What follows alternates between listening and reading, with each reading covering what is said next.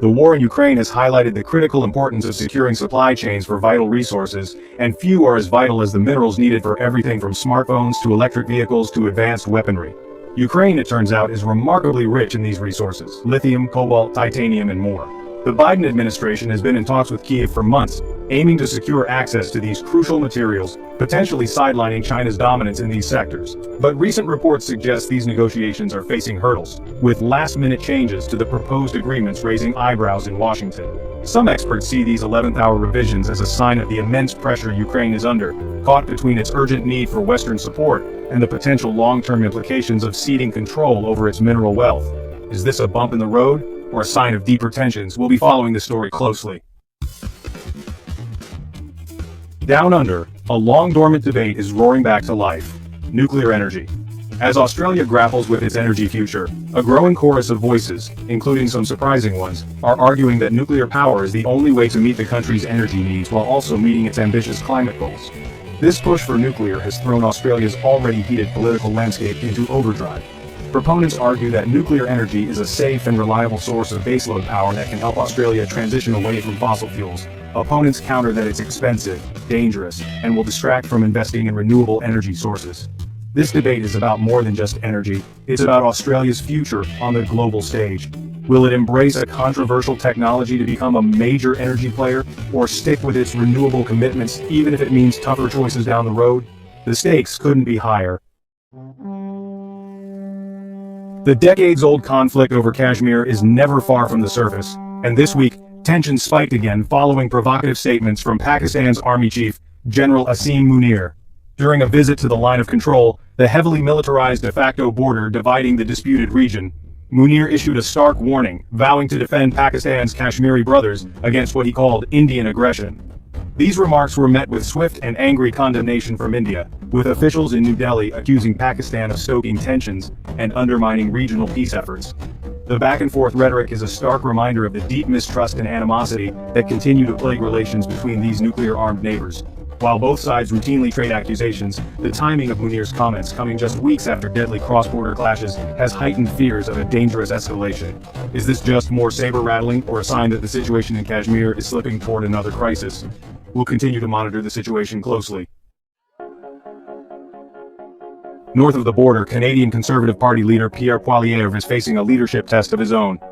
After a hard-fought election that saw Prime Minister Justin Trudeau's Liberal Party cling to power, Poilievre is now working to shore up support within his own ranks. While the Conservatives made gains in the election, ultimately falling short of their goal of unseating Trudeau, the results have exposed fractures within the party.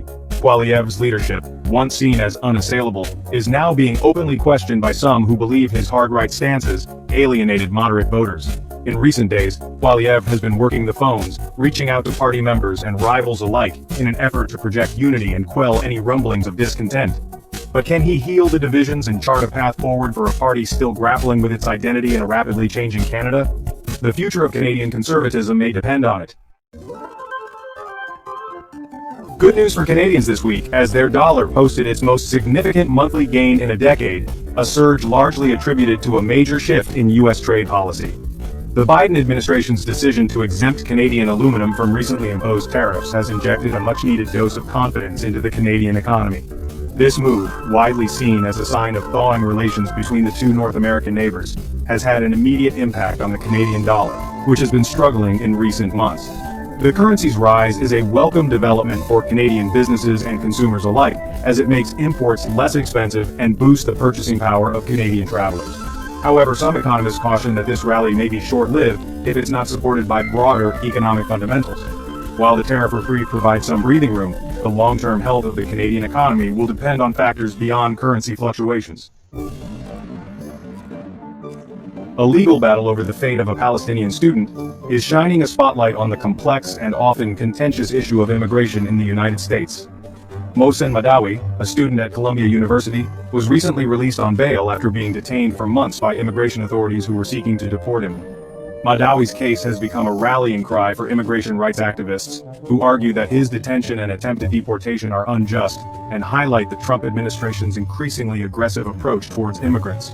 Madawi, who came to the U.S. legally as a child, had his residency revoked without explanation, a move his lawyers argue is part of a pattern of targeting immigrants based on their origin and political beliefs. The government maintains that Madawi's case is a matter of national security, citing unspecified security concerns as justification for his detention. However, the judge's decision to grant him bail suggests that the government's case may be weaker than they initially claimed. This legal battle is far from over, and its outcome could have far-reaching implications for the rights of immigrants in the United States. In a significant legal setback for the Trump administration, a federal judge has issued an order limiting the administration's ability to swiftly deport migrants being held at the Guantanamo Bay detention facility. This ruling strikes at the heart of the administration's efforts to circumvent traditional immigration courts and expedite the deportation of detainees, many of whom have been held for years without trial. The judge's order, which cites due process concerns, requires the government to provide detainees with more robust legal representation and a fairer opportunity to challenge their detention and potential deportation. This ruling is a victory for civil liberties groups who have long argued that the Trump administration's policies at Guantanamo Bay violate fundamental legal principles. The Justice Department has vowed to appeal the ruling, setting up a legal showdown that could ultimately determine the fate of detainees who have been languishing in legal limbo for years. This case underscores the ongoing debate over the limits of executive power and the importance of upholding due process rights, even in the most challenging of circumstances.